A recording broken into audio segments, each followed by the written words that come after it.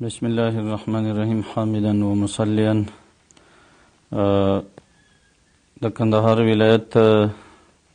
شریف ولس ته د کوچني اختر د رارسېدو په مناسبت باندې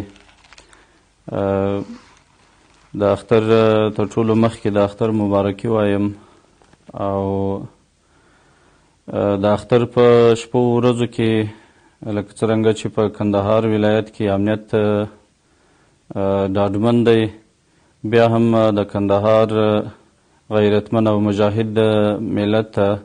ډاډ ورکوو، اطمینان ورکوو چې ستاسو وفادار او مخلص امنیتي ارګانونه او ځواکونه ستاسو د امنیت دپاره شپه ورځ زیار باسي او ستاسو اختر به په ډاډه او مطمئن شکل باندې انشاءالله سرته رسیږي او امنیتي ځواکونه به ستاسو په خدمت کې وي. او بل دا چې د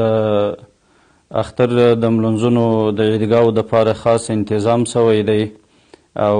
د امنیت او په ټولو سهولتونو برخو کې هغه کار سوی دی او تاسو شریف ولس په ډاډه زړه باندې عیدګاو ته د ملنځونو ځایونو ته